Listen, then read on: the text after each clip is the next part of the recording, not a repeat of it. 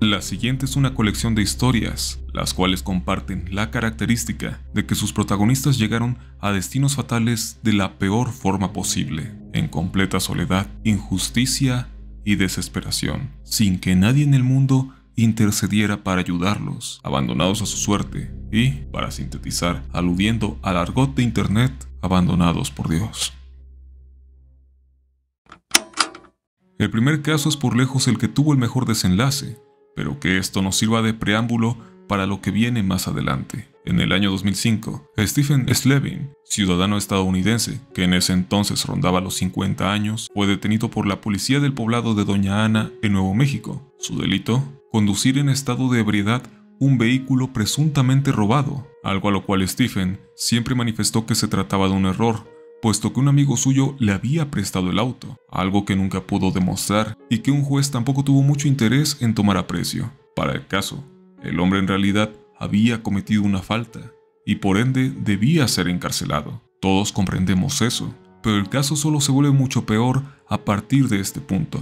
Una vez que fue llevado a la cárcel del condado, se le hicieron las respectivas evaluaciones, donde se arrojó que el hombre padecía de una profunda depresión y tenía un historial de intentos de acabar con su propia vida. Tomando esto en cuenta y evaluando el comportamiento que lo llevó a hacer algo tan errático como tomar un automóvil y conducir con imprudencia, los policías no vieron mejor solución que mantenerlo en aislamiento del resto de prisioneros, pero más aún, en un aislamiento total. Slevin fue llevado a una celda donde permanecería completamente aislado del mundo e incluso de la luz del sol. Según pude consultar en algunas fuentes, se habla de que estaba en ese estado durante 23 de las 24 horas del día, pero para ser más concretos, permanecía en su celda sin luz ni contacto durante todo el día, y esto en un lapso que se extendió a más de 22 meses. Quiero que tomemos en cuenta lo que esto significa.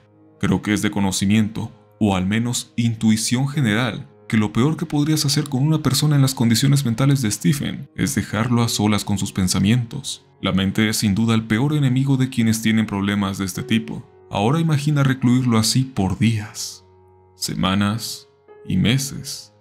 Stephen comenzó a pudrirse en vida, y esto no es una metáfora.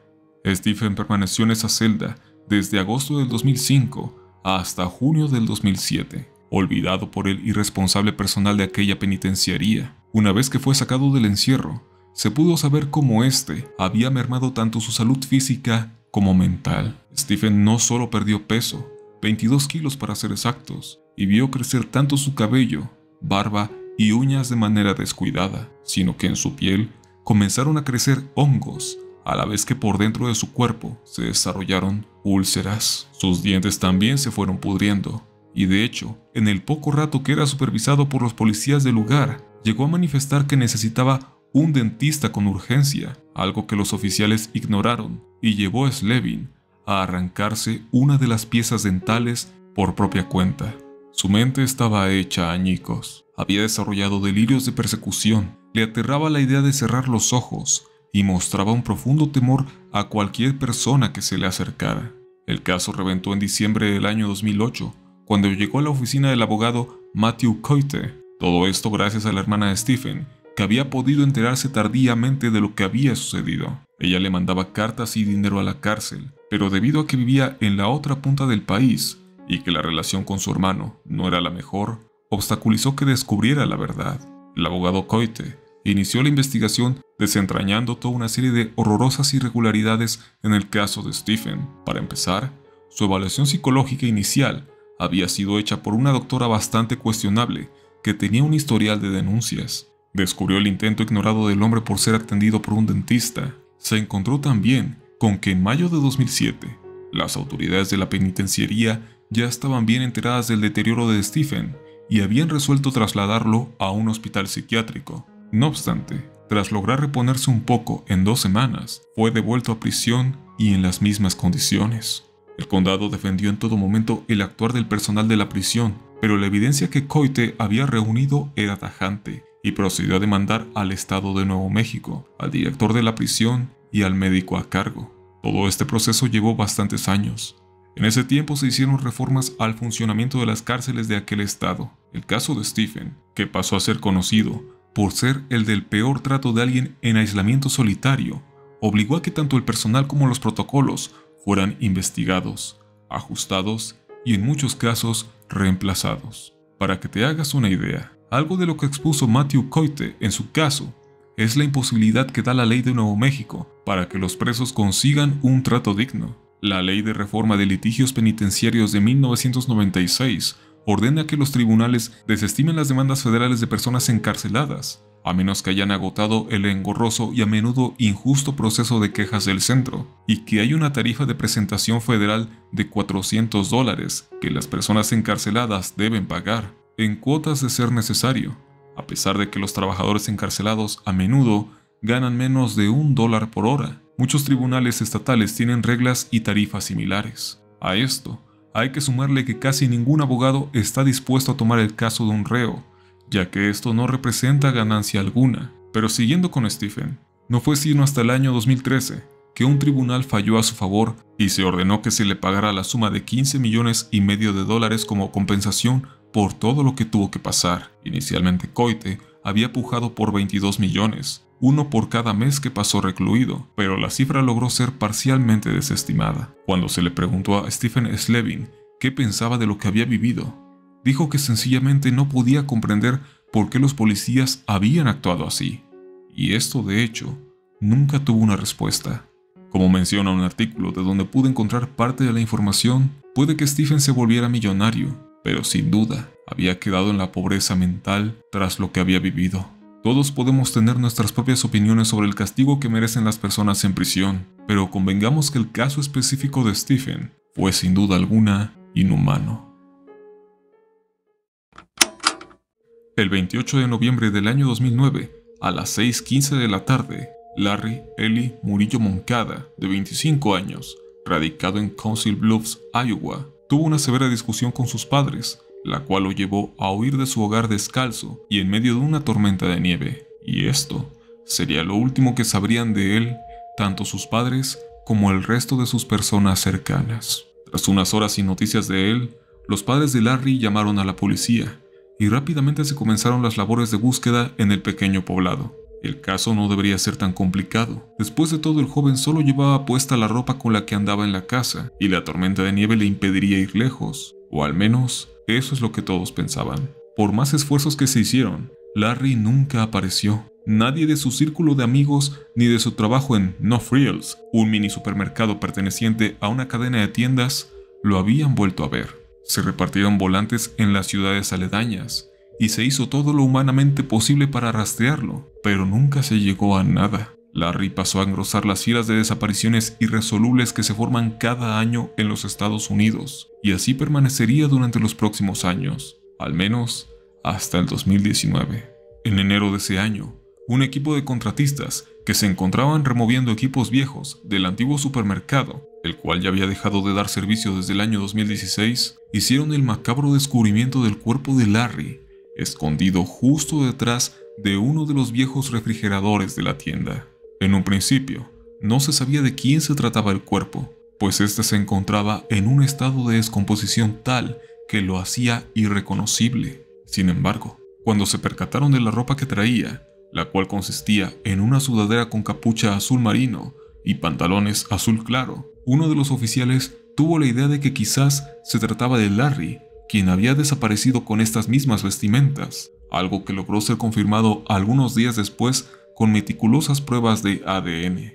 La policía comenzó a investigar, pues la aparición del cuerpo de Larry en esas condiciones era poco menos que extraña. Comenzaron a localizar y entrevistar a antiguos trabajadores de la tienda, y pronto dieron con la aparente explicación. Según el testimonio de los trabajadores, era habitual que utilizaran un pequeño espacio que quedaba por encima de los refrigeradores, destinado a almacenar cosas para esconderse y descansar en breves periodos. Lo más probable entonces es que Larry haya llegado a su trabajo para refugiarse en dicho espacio, pero cayendo accidentalmente en una brecha de 45 centímetros que quedaba justo entre la pared y la parte trasera del refrigerador, teniendo una altura de poco más de 3.5 metros, y donde predomina el ruido de los compresores de los refrigeradores, haciendo que cualquier grito de Larry por pedir ayuda fuera inútil sin poder ser escuchado.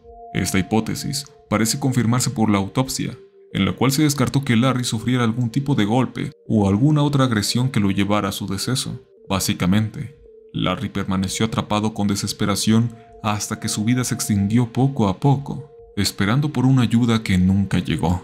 A decir de los oficiales encargados del caso, si bien todo esto resolvió el enigma y cerró el asunto, hay varias cosas en el aire que inquietan bastante. Por ejemplo, en un inicio los padres dijeron que era probable que el comportamiento de su hijo fuera a causa de los medicamentos que estaba tomando, aunque no pude encontrar el nombre de estos fármacos. Si el espacio a donde tentativamente fue a dar Larry era utilizado por los empleados para descansos no oficiales, ¿cómo es posible que por al menos 7 años nadie se diera cuenta de que había algo encerrado ahí? Además, el que sus padres no insistieran en la tienda como un punto de búsqueda también era algo a destacar. Aparentemente Larry y su familia habían sido deportados a Honduras con anterioridad antes de establecerse en Council Bluffs, así que es probable que parte del silencio que se guardara fuera por temor a otra deportación.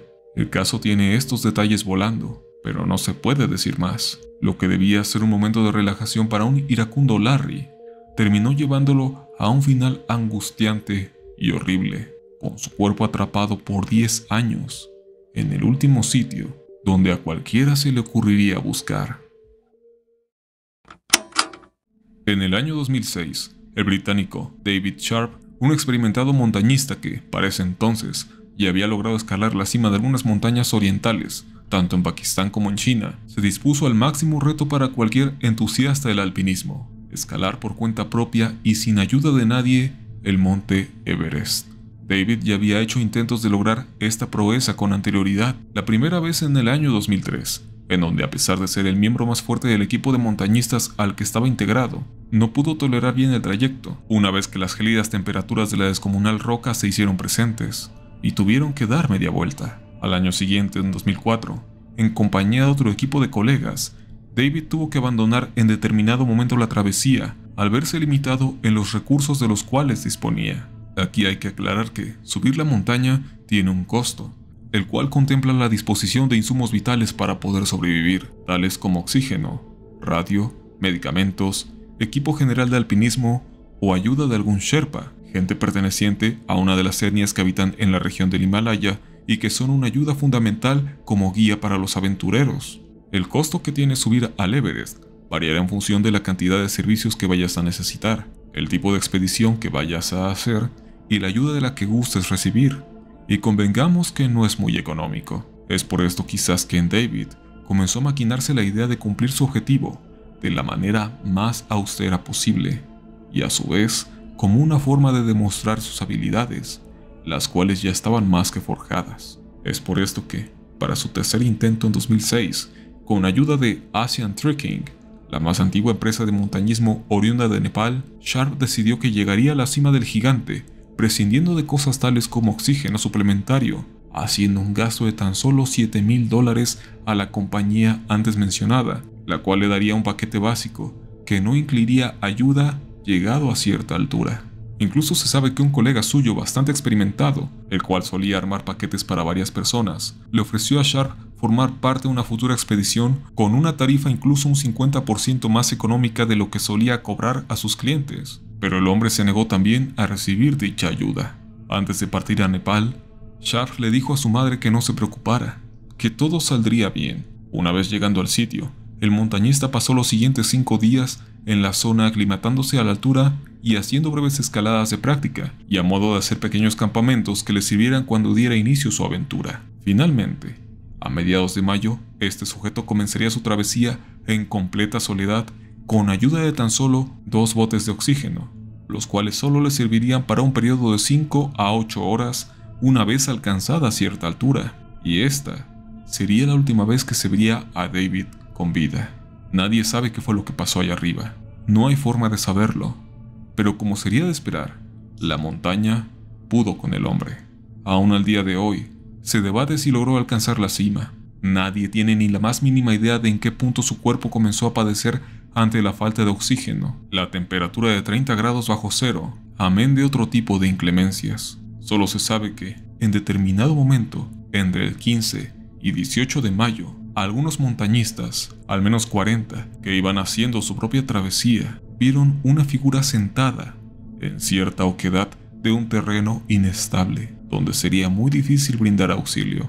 No sería hasta que uno de los guías Sherpas, alertado por los avistamientos, se dirigió a la zona, encontrando el cuerpo de Sharp en completa congelación, brindándole primeros auxilios durante más de una hora, pero resultando completamente inútil.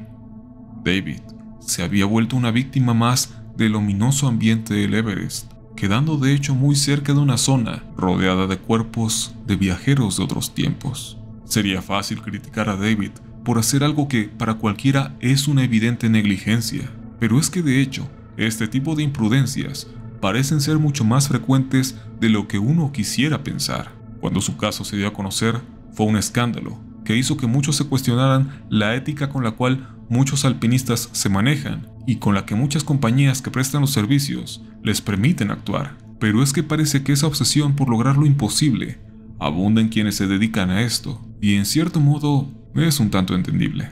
Probablemente aquella pose de David sentado y congelado nos lo diga todo. El hombre sabía a lo que había desafiado, y al final, con una natural resignación, se dispuso a reposar, esperando el final de todo. Aún así, el que se le permitiera cumplir tal necedad sin brindarle ayuda, y más aún, sin salir a buscarlo hasta que a alguien se le ocurrió hacerlo, también lo deja a uno pensando, ¿hasta qué punto se debería permitir un capricho condicionado al dinero? Hace 17 años se hizo la misma pregunta. Antes de terminar, le mando un saludo a quienes dejaron sus supergracias en el video anterior, los cuales son Edra7475, Y2K Starboy, Simplemente Kino y Marco Torres. Si quieres recibir un saludo al final del próximo video, simplemente deja una pequeña aportación. Muchas gracias por ver el video. Espero que te haya gustado. Nos veremos en el siguiente para seguir conociendo las cosas más extrañas que este mundo tiene para contar. Mi nombre es Yoshimitsu. Sayonara.